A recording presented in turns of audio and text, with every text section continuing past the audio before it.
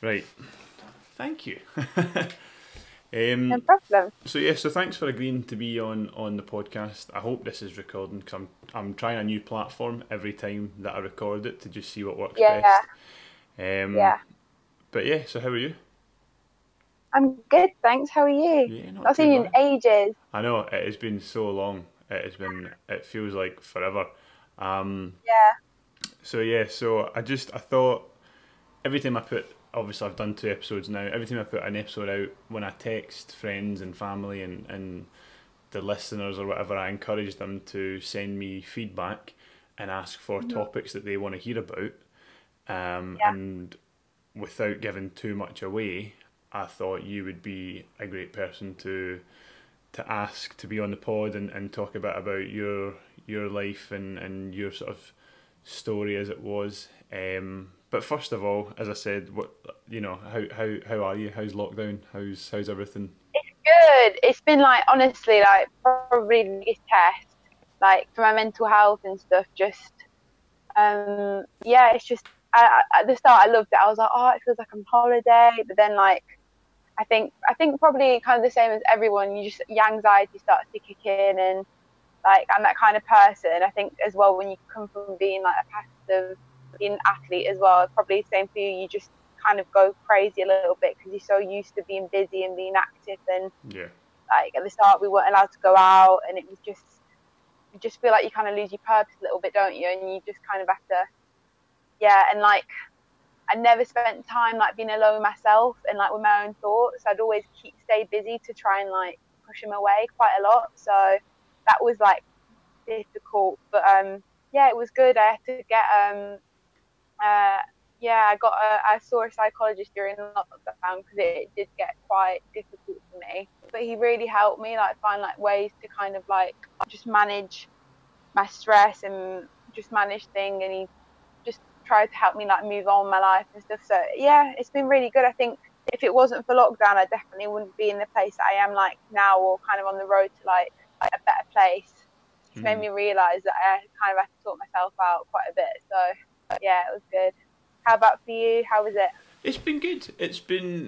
Yeah, it's had its ups and downs. Obviously, as you said, it can be difficult in lockdown, especially as an athlete. You said we're always used to being on the road and being busy and training every day with our friends, teammates, Yeah, whatever, and constantly like just through being an athlete and playing sport, you're constantly socialising. And then yeah, now we yeah, can't do that face to face sort of thing. And okay, it's yeah. good that we've got things like this, like Zoom and stuff that you can chat to folk and FaceTime and all that. But it's not the same, is it? Like it's not even. That like physical contact, isn't it? And Yeah, yeah, it's weird. yeah, It's really weird. Everyone's so like kind of even now, like I just feel like people are scared to hug, people are scared to kind of you know what I mean? Like just like be around each other, and it's proper like I don't know. It's weird, but mm, it is what it is. it is what it is. I love Yeah, that. I love it is, that though, saying. isn't I it? love that saying. So Oh, just to give a bit of context to folk that are listening, so you're a table tennis player. That's how we know each other. uh-huh. But you're not just a table tennis player. You're a model as well, aren't you? You've done some modelling work and stuff like Yeah, that. yeah. Been quite a bit of modelling. Yeah, that Brilliant. was fun. So it's got its ups and downs, but yeah, And one of the things that I want to talk about on this episode, if you're all right talking about it, is the difficulties that you've faced around eating and that whole journey for you. And if by all yeah, means, if you don't want to talk about anything, just yeah, don't answer it or whatever, or just we can always edit stuff out if you don't want anything yeah. put And I in. But think yeah, yeah, I think it's important to talk about it because I do think it's a topic that, especially in athletes, it's not talked about enough. Like how an eating disorder and exercise addiction and things like that can like really affect an athlete. Like I remember when I was really ill, and still now, like I would Google or like YouTube kind of like helps, like oh I'm an athlete in with anorexia or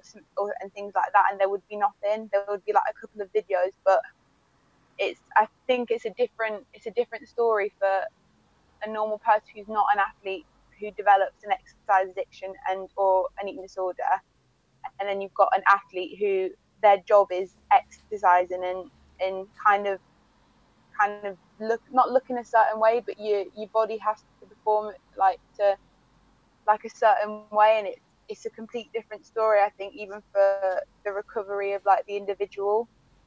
So yeah, I think it's a good thing to talk about, definitely. Brilliant. Well, I'm so glad that you're up for that and up for chatting about it. And I think it's great that you said that as an athlete, you're supposed to have this image of that you're fit and healthy, but health obviously starts from within. And as you said, you had an eating disorder, but how does that affect you more mentally? If we can chat for as long as we want, whatever. But in terms of the mental aspect of it, an eating disorder, when, as you said, you're supposed to appear fit and healthy, and on the outside you would appear fit and healthy because you're able to run around all day playing table tennis, go for a run, go to the gym. I've seen you in the gym smashing out weights, but on the flip side to that, I know that at times you've been really struggling. So how does that play out in your own head? I think that's what people underestimate. They think that like anorexia and eating disorders are just like, it's just something that you just lose weight. It's not. It's a mental illness, and it's actually the mental illness that kills the most people like in the world. Like, it's the one with the highest mortality rate because of that. Because you can have so many different types of it. You can be bulimic, so you wouldn't necessarily think that someone's got an eating disorder because with bulimia you don't lose weight. Or you can be anorexic where you just starve yourself. You can be anorexic and have an exercise addiction. There's so many like different kind of types of it, but mentally it's honestly one of the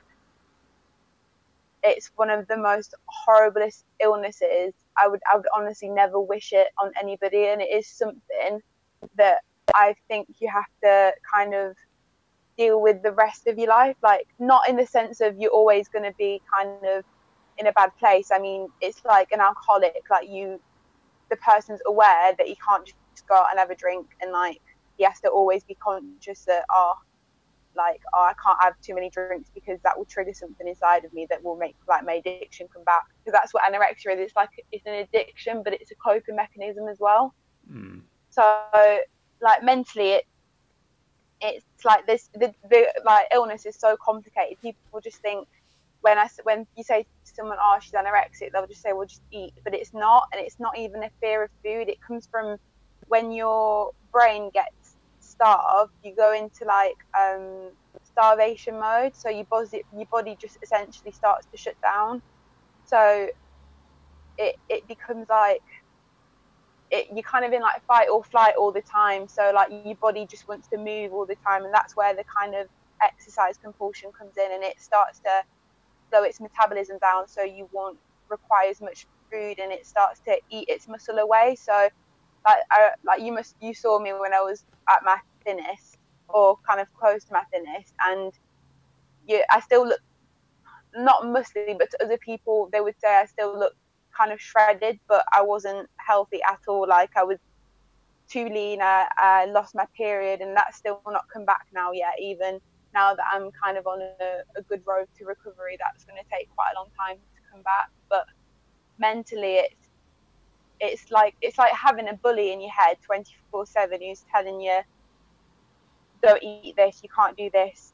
Everything that you see, everything that you eat, you're conscious of how many calories is in that food, and then what you have to do after in order to burn off that amount of food. And it's like you'll get to a point where you can feel so drained and so like you're going to die basically. And it's just kind of, it's like surviving. It's not living at all. You're just surviving constantly, and it's weird how you can't, no matter how much you know it's bad for you and you're aware that it's killing you. Like, I remember getting to a point, it was actually training at Sheffield. It was when I came back from Croatia from a training camp, and I think I was actually playing with you. I didn't say anything, and we were doing it was when I think you guys must have started like doing like a bit more fitness, and we were doing like shadow play. And I remember thinking in my head, we were doing like, I don't know, like forehand wide, like just forehands or something. And I remember thinking, I'm gonna pass out or I'm gonna have a heart attack. Like, I remember my chest was pounding. But I just thought, I don't care, it doesn't matter, because I'm exercising and that's what I need to do to like burn calories, because I need to stay this thin, and I don't care because it means that I'm fit. If I'm able to train in this way, then imagine when I'm better. Apart from that doesn't happen, because your anorexia, all it wants to do is kill you. But it kind of, it's weird, it becomes your best friend, so it's all you care about. So you won't socialize, you become very, honestly, like a dull dud. Like, you just become a shell of a person, no personality. All you care about is exercising and starving yourself, and it's like a game, like, oh, how little can I eat today and still train without passing out, or like something really bad happening to me. And it's really weird, like the way it just takes over your head and it just controls you, and you actually, like, because you lose your rational thoughts, because you kind of, your brain starved basically of like energy and stuff. You can't rationalize, you can't think properly. Like, I remember doing simple tasks, like I couldn't tie my shoelaces one day. Same, it was when I was going to train and I couldn't do it, and I just looked at my feet and I was like, what's wrong with me? And I couldn't tie my shoelaces, but it was just because my brain like would get really confused over like simple things. It was weird, like, I couldn't do that, but then if it asked me to go on a treadmill and like go hell for 11 for 30 minutes, like I could do that fine. But it's just like silly things like that. But yeah, so it affects you a lot mentally. Like, it is a mental illness, but it kind of, it eats you inside out. I don't really know how to explain it, but it's like a bully who's like gradually taking everything it's got to just kind of kill you a little bit. Wow, that's incredible. And of course, I mean, we'll come back to it and stuff, but I want to talk about, as I said, a little bit about obviously your entire story and journey. And I remember the first time we met was in Sheffield, where the para squad trains, and so I had no idea who you were. One of the coaches had said, "Oh, we've got a junior." I think you were a junior at the time, or last year junior, or something like that. You were kind of on the cusp of going into seniors or whatever. And one of the junior girls are coming in, sparring partner, a really good player. We were all like, "Yep, cool, no worries." And then I think you walked in on the phone. You were on the phone, and you're like rounding off fluent French, and I was like, "Bloody hell!" Oh yeah, I remember. I was like, we've got a French player in. Like, this is amazing. Like, what's going on here? Yeah. And then you like took your rucksack off and you had an England tracksuit on. I'm sitting going, hold on a minute. Like, that's all right. Like, what? She's just rocked in, like, mouthing off fluent French, and then sat down and got this England tracksuit on, and then you said hello in this like perfect English accent. I was like, I'm missing something here. So can you explain that story behind that? So basically, I was born in England, and then from the age of, I was about 18 months, we decided to move to France. Just my parents got bored basically of England, and we were living in like quite a dodgy part of Bolton, so they didn't really want me and my sister to grow up there. So my sister was about, I think, 3 or 4 at the time. So we moved to France, and yeah, that's kind of like where it started. I went to primary school there, went to secondary school, like all perfect. I really loved it. Like, it was honestly, like, I still look at it now and think that like was the happiest part of my life. But like, it was really lovely. And then we decided to move back in 2018. So I was 16 there. So we decided to move there, just move back to England because of like work, and my sister got ill, so we had to kind of, they didn't have the right treatment for her there in France, so we had to move back. But yeah, I kind of kept my French. My parents would always speak to me in English when we were in France, so that I wouldn't lose my English. But when I got to England, I had to kind of step up a little bit, because I'd only done like French education, so I didn't really know. I could speak English, but my writing was absolutely awful, and it's still not the best now. And I couldn't like read English or anything without sounding like a 3-year-old who just like learned how to read. So yeah, and then when I started playing table tennis in France when I was about I want to say I was 10. And straight away, I remember my first club getting there straight away. They picked up on me because I was a girl. And in France, the sport's like massive. It's so much bigger than in England. Like you can go to any like little town and they'll have a club where there's at least like 5 decent players. Like, they'll be like middle-aged men, but they can just play table tennis for some reason. It's quite cool. But I remember my coach picking up on me because I was a lefty and I was a girl, and I like started beating the boys, and he liked my attitude because I just didn't really care that much. I was just I was happy to sweat quite a lot and to like work hard, and I just didn't really care. So he picked up on me straight away, and then just started doing quite a lot of one-to-ones with me, and I used to come with my dad every Friday, and I remember my dad always used to beat me.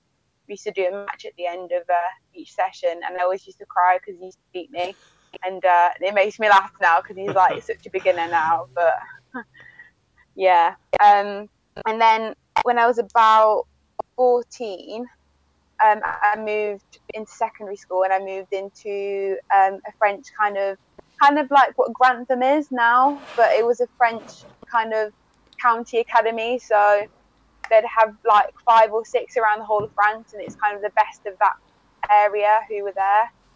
And I did really well as a cadet. I got into the top 5 in French girls, which is quite good considering in Europe they're like some of the best players. And I improved a lot, like really quickly. I lived away from home, so I moved away from home when I was about, I think, probably about 13 to go there. So I've been used to like being away from home since I was really young. And then I was doing a 4-star in France, and I remember qualifying for the national championships, and then after they sent me an email saying you can't do the French championships, and my coach started, oh, that's unfair, why not? And I said, well, I've only got an English passport, I don't have a French passport. And he didn't know that. He thought I had a dual nationality. So that's kind of when it started, like where I started getting into kind of the English circuit. So then my coach just said, right, then we're going to have to see what English table tennis is like. And I remember my first competition, it was Junior British League. And I remember just getting there and absolutely like pooping my pants because I didn't know anybody. Everybody looked at me weird because everybody knew that there was a French girl on a team, and then nobody spoke to me. Everybody just gave me like really dirty looks, like, but it was good. And then once people like understood that I could actually speak the language after like saying hello to me like I was an alien, it was quite funny. None of them thought I could speak English, so I kind of played on it a little bit, like trying to not understand them. Quite funny. And then I'd just like speak with an English accent and they'd realise that I was English. But and then I think it was so then I did a few like 4-stars in England, and I qualified for nationals, and that's when I think Alan Cook was there in one of the cadet nationals, and that's where he kind of picked up on me. And I did well at that nationals. I think I came runner-up in cadets and juniors. Can't remember. Yeah. And I think from there I got selected to go to Europeans, which I don't think quite a lot of the girls weren't very happy about that because they still thought I was French, and they didn't really.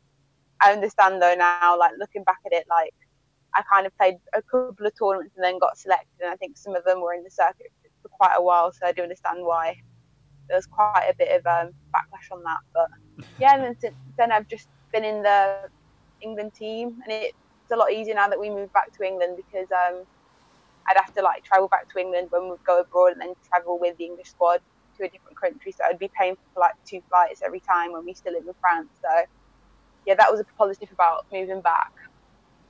So that's basically kind of like how it started. Yeah, and I guess it must help the relationship with the girls in the team, the fact that now you're actually based in England, and you get to see them a lot more, you get to train with them a lot more, and you build up that relationship, as opposed to, as you said, when you first rocked up and pretty much straight into the squad, and they're like, hold on, this French girl is just in the squad. She's she's not one of us, but actually you are one of us.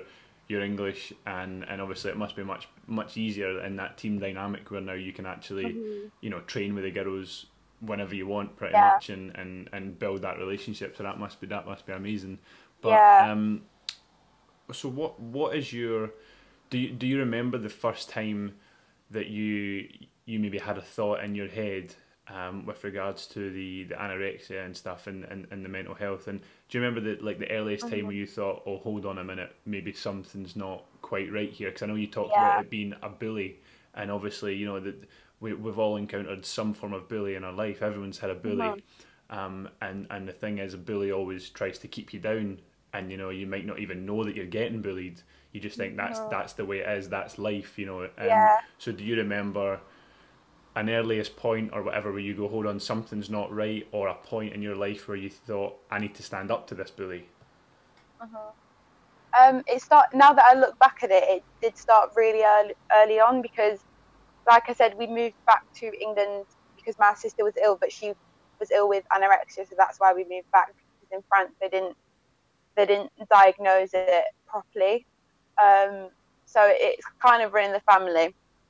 Because my mum as well, when she was a dancer in the past, she suffered from bulimia. So they do say it runs in your genes. So like anorexia, apparently, when like loads of people can go on like diet plans and stuff, but only, but it's kind of weird. Like some people can go on diet plans and then think, oh, F it, I'm done with this. I don't like, I've lost weight, but I'm starving. I just need food. And some other people can actually get into that calorie deficit, and then their brain will just click, and it's like, oh, I've got an eating disorder now. Like this is bad. Like I can't control it anymore. So you don't even But realize it's happening, it just takes yeah, control. you just start to, it just starts to manipulate you in like so many different ways. But now that I think from where it, for me, it definitely came from a performance aspect. So me trying to lose weight was a way of me thinking, oh, I'm going to be quicker because, like you must have seen, like I'm not the most naturally gifted, like footwork wise. Like I've had to work like really hard to even just get to a point where like normal people would be able to do like 3.4 and like with their eyes closed. For me, it took me so long to just get my feet to move like that, and like I've just got no explosive power like naturally at all. And it was when I moved to the structure in France that my old coach who had me before said, "Oh, Megan, you'd seen me like 6 months after I'd been in that structure," and he said, "Oh, Meg, you've put on a bit of weight." But saying that, I was 14, like I was just going through puberty now that I think of it. But and he was like, "Be careful, be careful." But I think it must have come from a good place. Like he just didn't want me to become like overweight. He wanted me to stay athletic because I've always like had quite an athletic build. So I was aware of it then. I'd always been like, all right, I need to just make sure I'm going to the gym more. But it was never in like a disordered place. I didn't try to restrict what I would eat because when I was about 15, we turned vegan as well. So I'd always just think, oh, this is great. Like I'm eating healthy food. I can literally eat like whatever I want. Like this is really good. So that wasn't in a disordered place. But it was when I got to England, and the first structure I went to was Aqua, and I'm not dissing Ackworth at all. Like it's an amazing structure, but it's just for me personally. We were at a coaching session, a training session. I was doing multi-ball, and I just remember one of the coaches saying to me, "Megan, have you weighed yourself?" And I just looked at him, and I was like, "No, why?" And he just said, like, he just looked at me like in like disgust, and it was just really weird. He just kind of said, "I think you need to like weigh yourself." And just in a way like you put on weight, and that's kind of when it clicked in because my sister was anorexic at that point, so the whole kind of relationship around food was amplified with that because she was trying to get better, and then someone told me that I was needed to lose weight, so then it just everything just became a bit more of an issue. And then because we were training loads, I just remember thinking, right, what's the best way I can do this? I was like, right, cut down on what I'm eating. I'm obviously eating too much because I was vegan, and when you're vegan, you need to eat like twice as much as everyone else because you're eating like so clean foods. I just thought I was eating too much, so I just thought, right, I'll cut down on what I'm eating like after training. So I did, and I started to lose a little bit of weight, and then the coaches were like, "Oh, you're really good. You're looking good." And even my parents were like, "Oh, you must be training well, like you're looking well. And I just said to them, yeah, I'm just like watching a little bit what I eat. But it wasn't, I didn't kind of really tell them. I just said, yeah, I'm just eating more of like more carbs, I'm eating more protein, like just trying to act like it was normal, and I had it all under control. And at that point, to be honest, I thought I did as well. But it just became like completely, I just became addicted to it so fast, because by that point I'd lost a little bit of weight, and because I was at the same time as I was trying to lose weight, I was working on my speed, trying to get my speed up training wise. So I thought them two things were linked. So as I was losing weight, I was getting faster. So I thought the more weight I lose, the faster I'm going to get, the quicker I'm going to get, the better I'm going to be, because everyone says I'm slow. Like, I just thought it was like the perfect kind of match. So that's when it kind of started. But as soon as I went into calorie deficit, so when your body doesn't have enough energy to kind of like function normally, so a lot of bodybuilders do it, but as soon as my brain went into that, it just went into a complete like it just went into anorexia basically. So it was like a click that happened in my brain, and that's the difference between people who like diet and people who have eating disorders. Everything, they're both disordered kind of ways of eating, but that's what kind of makes the difference, is that when you've got anorexia, you've got someone that's controlling what you do in your head, and when you're dieting, people usually kind of just like come off the diet and are like, oh right, I tried, it didn't work, I'm just gonna eat, and it doesn't actually physically bother them. But with anorexia, it's like I can't get out of it, like I'm stuck, I need to keep starving myself now, there's no way I can get out of it. So that's kind of what happened. So it was when I started going to Aqua that it definitely like kicked in for me, when I was about 15. Yeah, do you think that this, as you've said it a few times, and I'm going to stick to the term because I really like it, the way you phrase it, this bully in your head, do you think this bully was like pulling the wool over your eyes, in the sense that you were seeing the results you wanted by, you made a choice, a conscious choice, you wanted to lose a little bit of weight because you wanted to try and get faster around the table, and you said, you started to see those results. Do you think that was when, obviously, so this bully is just sort of pulling the wool over your eyes, so you're seeing the results you want to see, but you're not actually seeing the detrimental effect that it's having for you to get those results? Definitely, and it still does it now. Like that's what it does. It will make you believe anything that it wants, so that it can. All it wants to do. The main goal of anorexia is to kill you. So it will do anything to try and kill you. So it can make you believe that going on a 1 hour run on a rest day is beneficial to you. It can make you think, oh yeah, but it might be good, because it means that I'll get rid of the lactic acid in my legs, and it means that I'm doing more to everyone else. Like, even if you know that it's wrong, it can make you believe that it's right, and it can make you feel guilty for doing the right thing. So let's say this morning, even now it still gets me quite a lot. This morning I had to I've got like a meal plan now that I have to follow. This morning, like, I put the same amount of porridge as I do every morning, but for some reason this morning it made me believe that I wasn't allowed to have that for no particular reason. So it took me 10 minutes longer to actually physically put it in, because I was too busy battling with my head. I was saying it out loud. It must have sounded so silly to like my stepdad and my stepsister. I was like, no, come on, you can do it, it's fine, it's just playing with your head.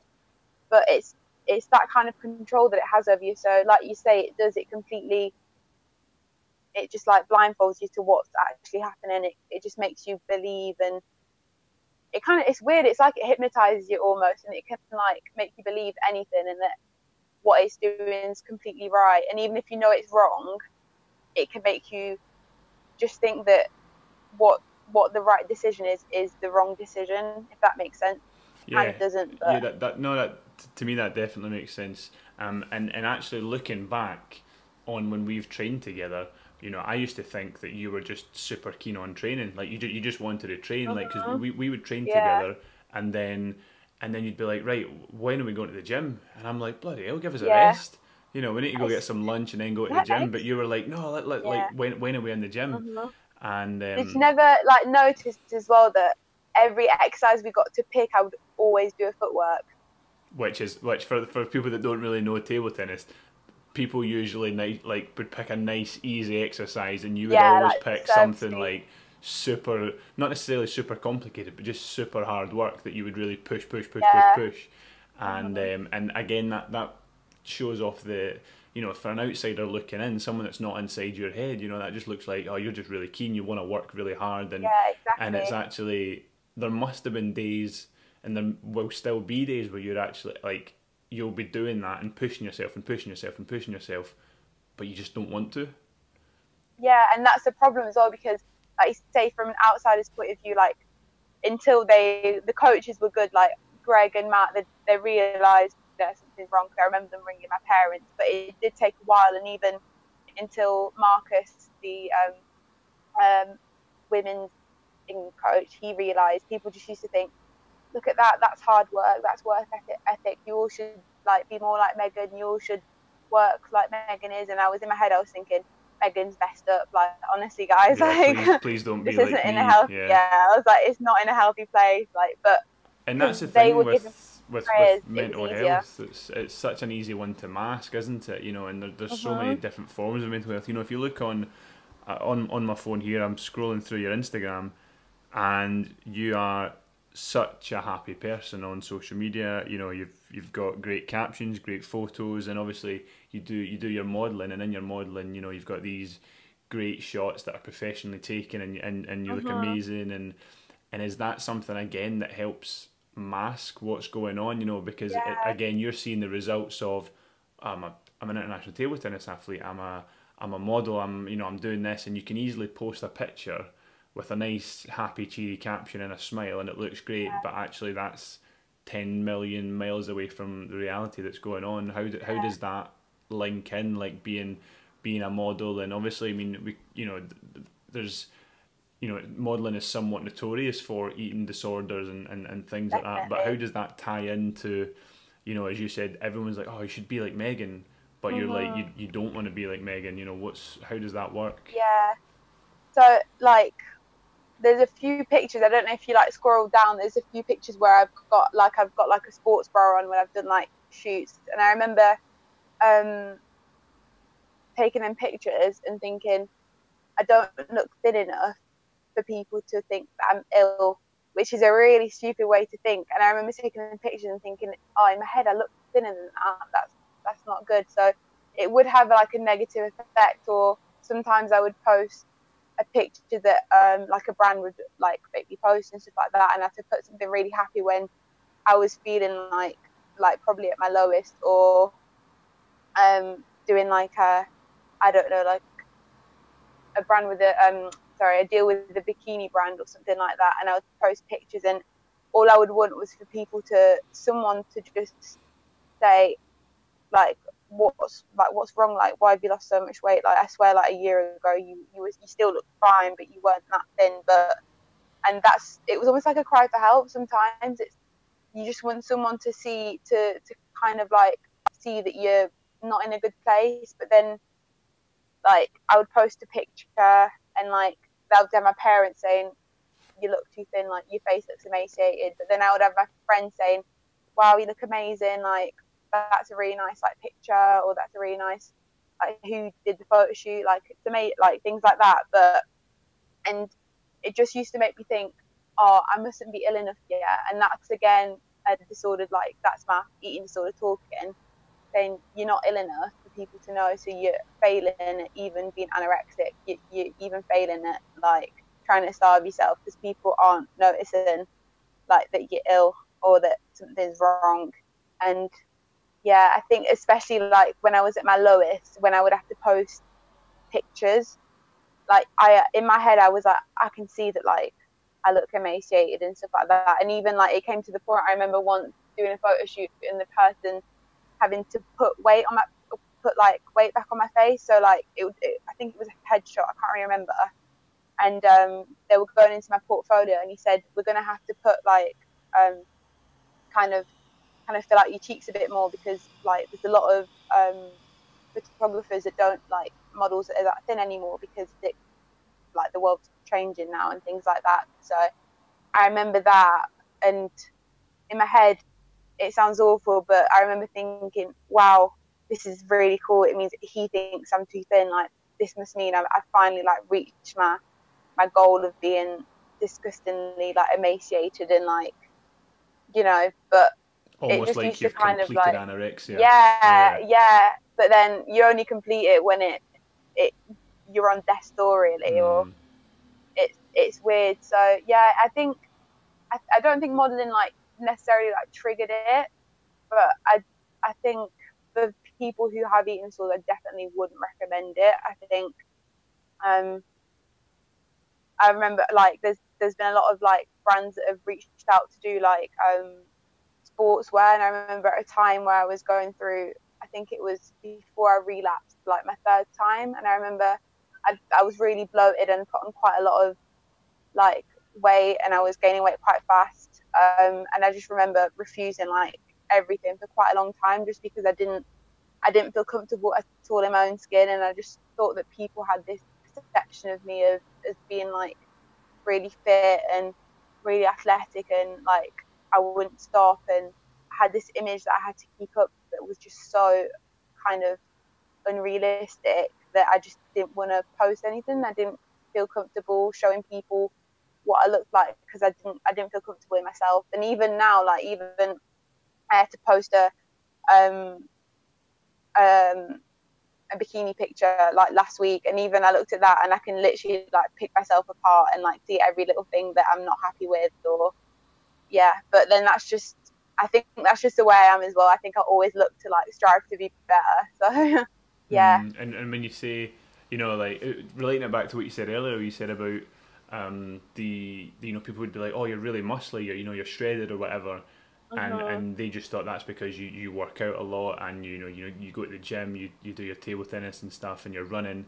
But what they wouldn't understand is that actually you're so muscly because it's just a complete lack of fat on your body, because you were, Yeah, as you said, your body was eating itself it to get was. rid of Yeah. everything to survive. And and still now, like, I get quite a lot of messages on Instagram and like Snapchat of like girls, like teenagers saying, oh, like, how do you do it? I want to look like you.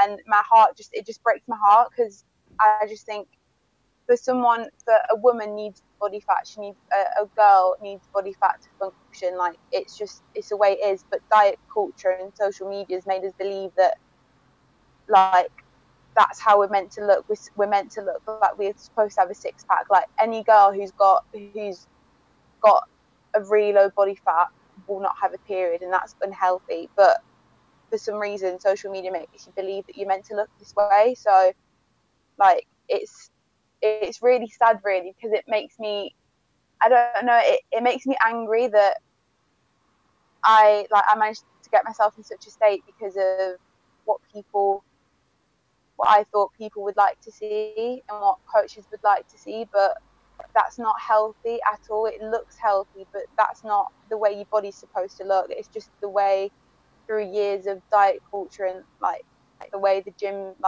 industry is and all of that. That's the way that people say we're meant to look, but it isn't healthy at all. It's not an athlete.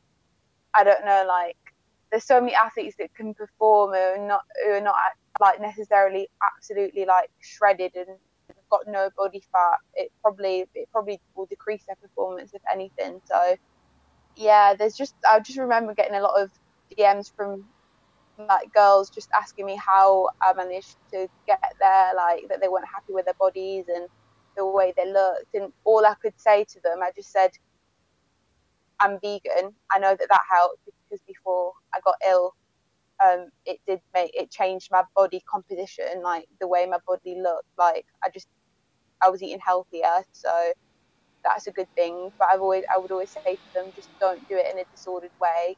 You need to eat enough food to fuel your body. Just maybe change what you eat, and like, instead of eating white pasta, eat brown pasta, like things like that. If you want to go to the gym, like, lift some weights, like, it's really good for like for women, because they can lose like bone density and things like that. So do it in a healthy way, but I would never I've never advised someone to try and look the way that I even still do now, or like looked then when I was at my thinnest, because like from past experience, like I did that in such a disordered and like just I just didn't do it in a good place or in a good way, that I just wouldn't wish anybody to potentially experience what I experienced. So yeah, it's just quite sad really when I think of it, that people actually want to look like that. Like I get it, it looks nice, but it's not what it looks like on the inside than it is on the outside. Yeah, you weren't actually making you weren't actually making a choice to look like that.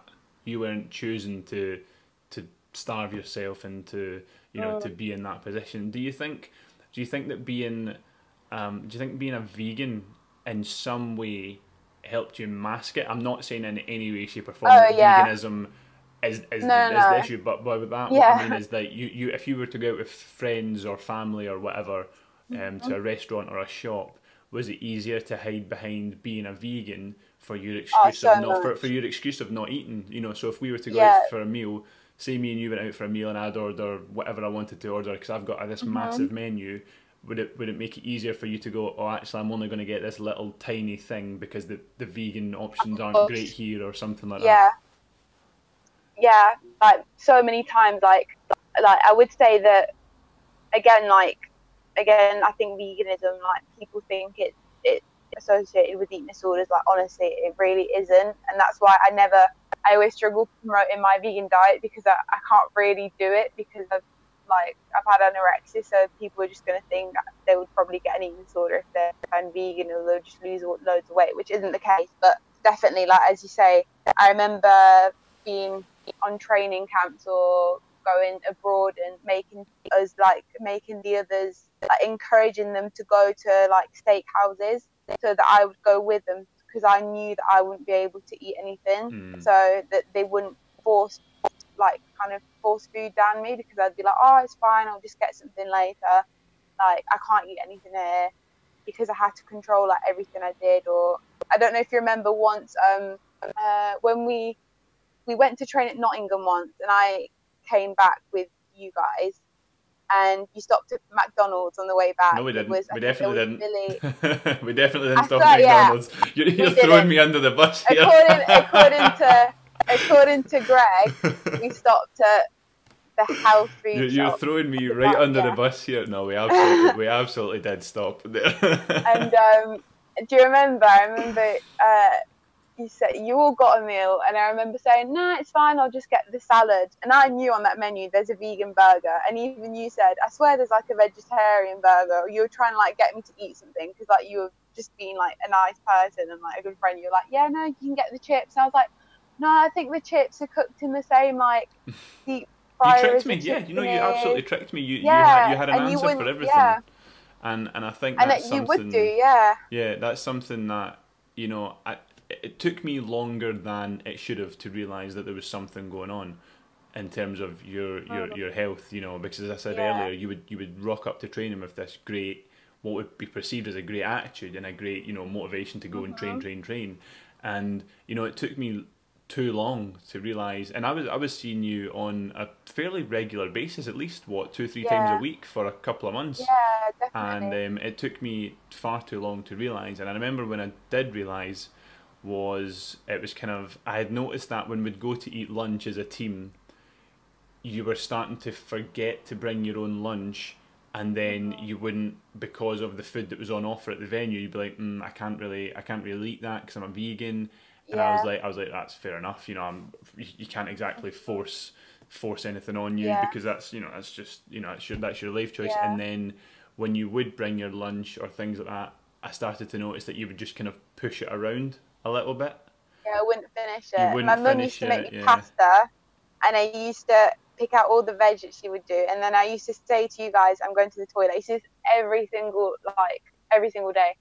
And it's going to sound so messed up, and if my parents listen to this, they're going to probably be really upset. I think my mum probably knows anyway. And I used to go to the toilet with my meal, and I used to put half of it down the bin.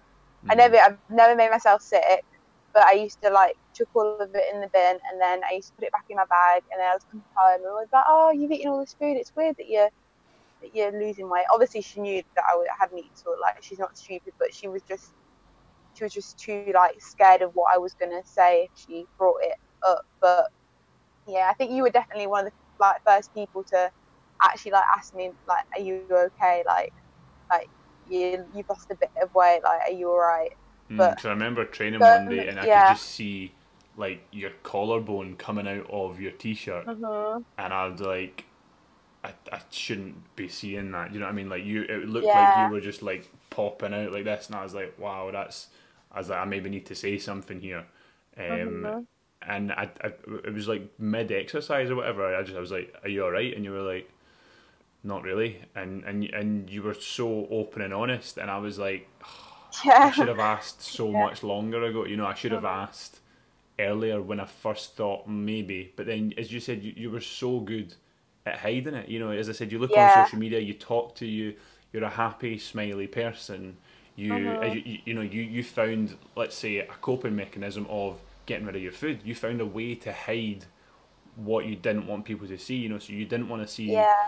you know, you're not going to rock up to the bin in the middle of the cafeteria and put that in there. You know, Yeah. you excused Exactly. yourself. You'd make a way of, as you said, we were in the car, and you would find a way to convince me that you were eating and you were doing something, and then so it's just something Mhm. that it must have taken so much strength to actually address the issue. Because if you look on, as I said, your social media and stuff now, you openly talk about it and you openly address it, Mhm. and what I love that you're saying is that actually that doesn't mean that you're okay now.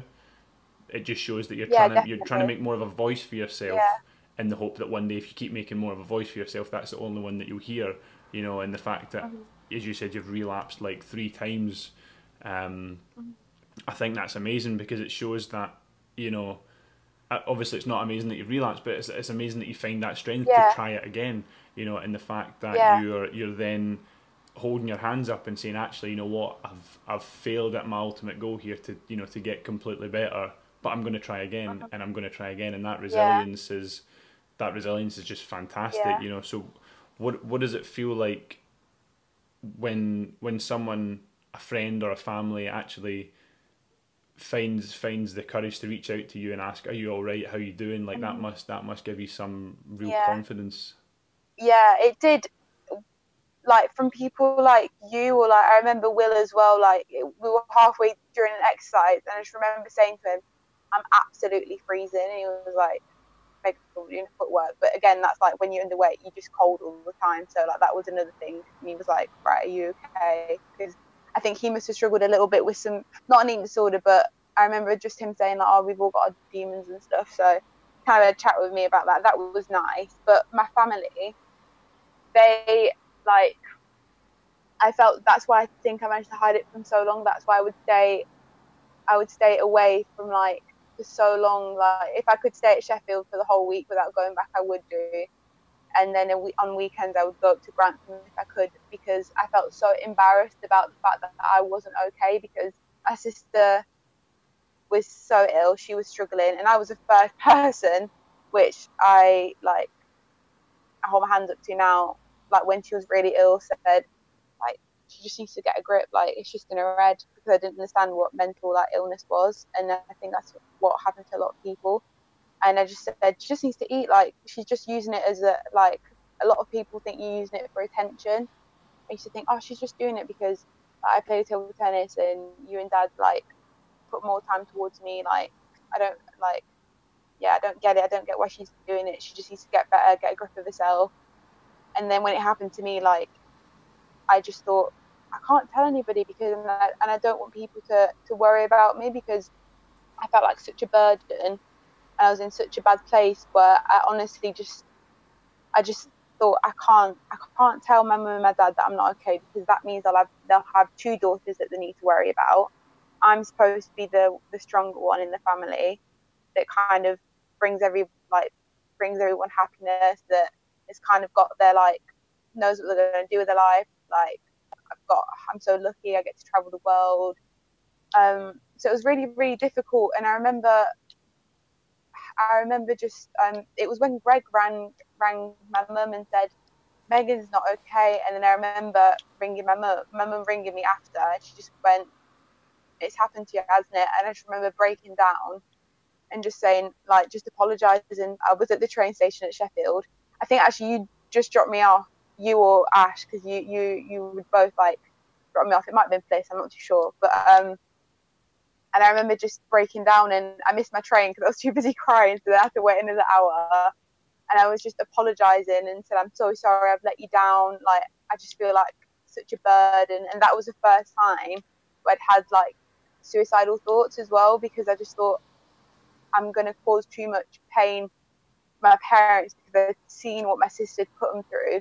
And it's like caring. It is, you essentially become a carer for that person. And I just thought I can't put them through that, and I'm not strong enough to get better myself because I was in such a bad place.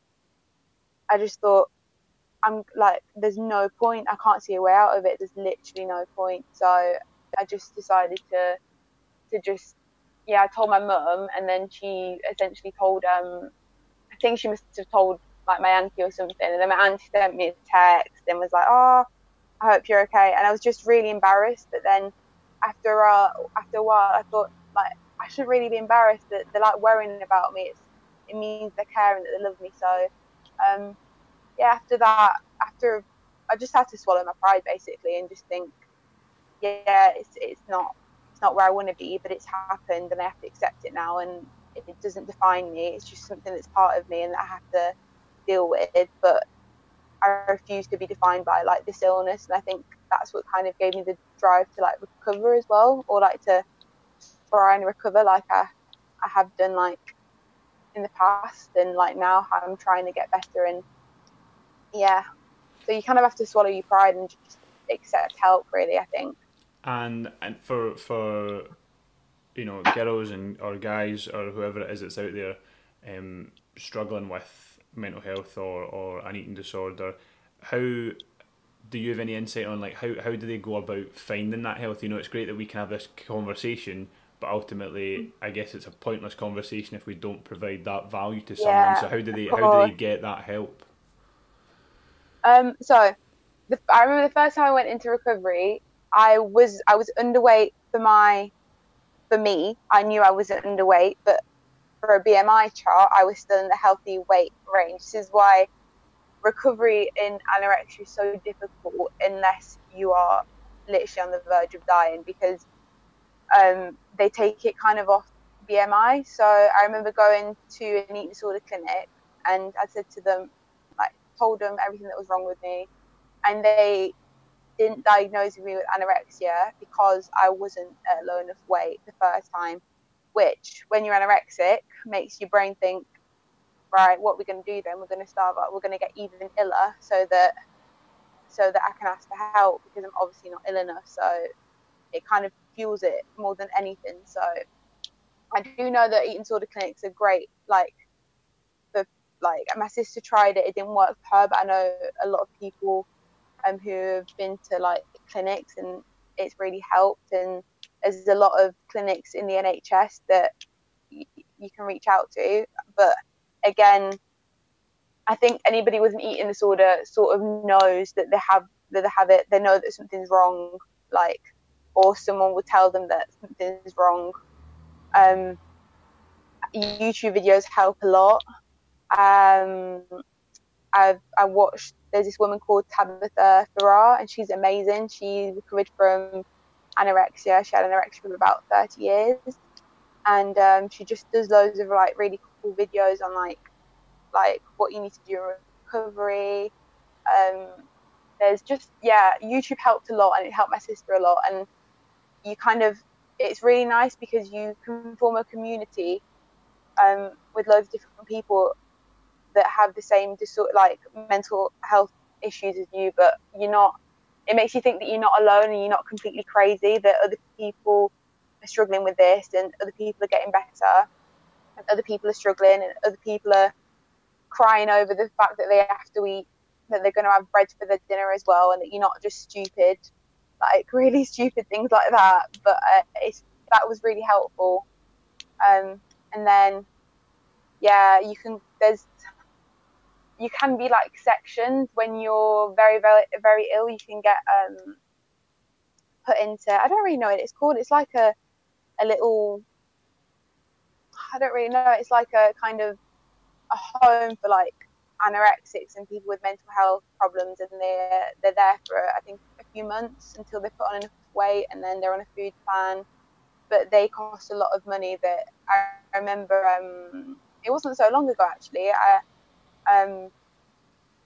I rang because I said to them, like, I'm not okay, I've relapsed again, I've lost a lot of weight, and they said, right, financially, how much can you afford? Me thinking it would just be like the appointment, and I said, well, my parents I know would help me as much as they could, and then they gave me the invoice, and it was 16 grand for 2 weeks. Wow. So it just makes you think that they're trying to get money from it. So, but you can like, I would honestly say YouTube videos are probably the best thing that helped me, because they just give you such a good insight on how to start recovery. Like, you can start recovery on your own. You can do your own meal plan if you're ready, if you're brave enough to make that decision, and you let go. You'll only recover from an eating disorder if you're willing to let go of the way that you look, that you're going to gain weight, that you're going to feel uncomfortable, that you're going to cry a lot over things that you don't want to eat, that people are going to look at you and make comments, and you have to let go of this image that you have of yourself and like essentially not care. But there's so many different ways to do it. So I know the first time that I entered recovery, like 2 years ago, my eating disorder hadn't been going on for that long, so I still had like kind of had hunger cues, but I was just able to kind of dismiss them. So every time I get hungry, I'll just eat, and then that would trigger like extreme hunger, which is what happens when your body's starved. You just literally go like to town. I would be eating sometimes a day about 7,000 calories, like no exercise, nothing. That's just what my body needed to refuel. But then like the more recent time, so let's say this time, I knew that I couldn't just listen to my body and just listen to my hunger cues, because they'd gone, like, because my body started to shut down. It slowed its metabolism down, so I would never feel hungry, but I would never feel satisfied. So like for about a year and a half now, I've never physically got that feeling in my belly that I'm hungry. It's come through me either getting dizzy or me getting a headache, or me just like thinking of food. So I did my own meal plan, and it's working.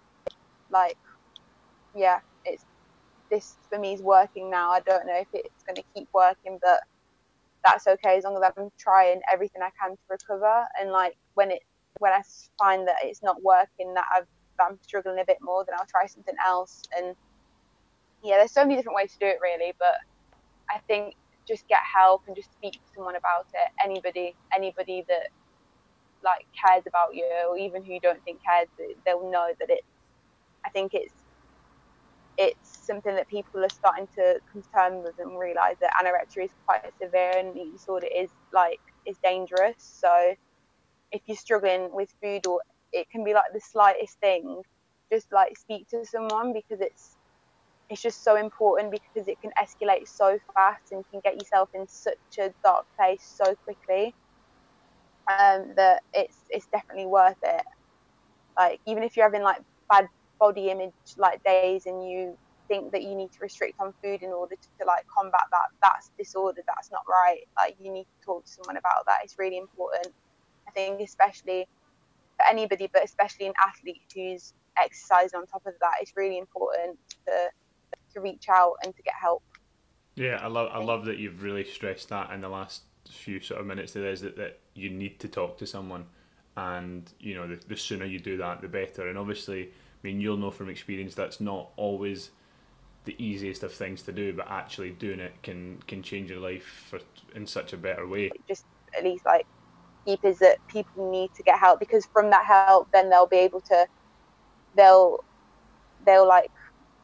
I don't know, people will offer them different ways on how they can get help. But the first step is admitting that you've got a problem. It is the hardest thing to do, because you're essentially giving in to your best friend, and well, not your best friend, but you're eating the sort of best friend, and it, when you do it, you feel like the smallest person in the world, and you feel like you've failed at everything. It's awful, but it is so important to just swallow your pride and just think, if I don't get help now, it will kill me. Like, I don't know how long it will take, but it will kill me. Or you'll end up, like, so many people end up committing suicide from anorexia because you just can't cope anymore. You just get to a point where you just think, I'm in this like little bubble where there's literally no point anymore.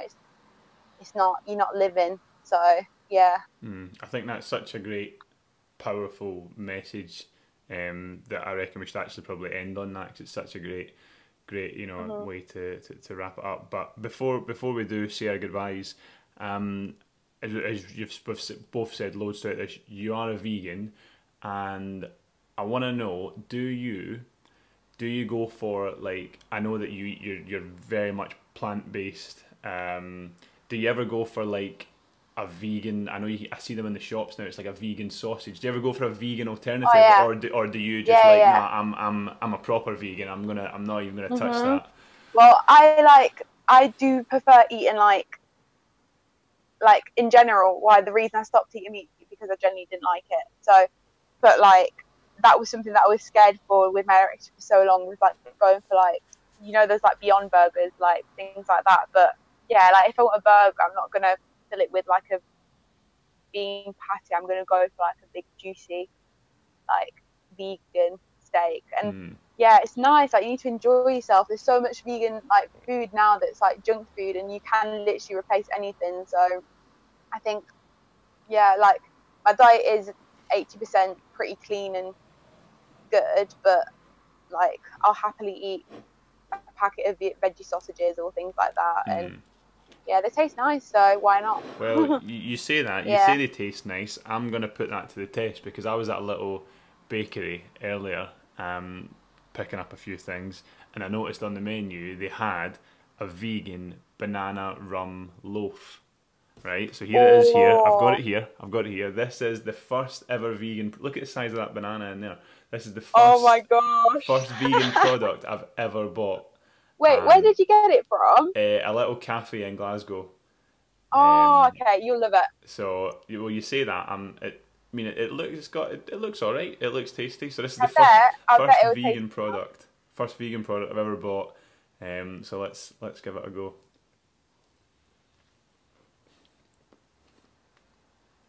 11 out of 10 in it.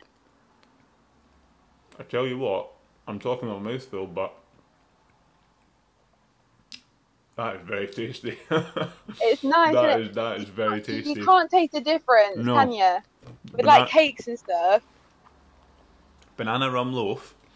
I would never know that is a vegan loaf. That is. I tell you what, I can't wait till we hang up, and I'm gonna dive right into that. Yeah. That is. I was gonna say, next time we go to Glasgow, you send me one, because that looks really nice. I'm kind of getting a bit of food envy now. So. No, that is pretty tasty. So I'm glad. I'm not going to say that I'm converted, but I'm glad I know there's options out there where it can be. Yeah. It can certainly be tasty. So brilliant. Yeah.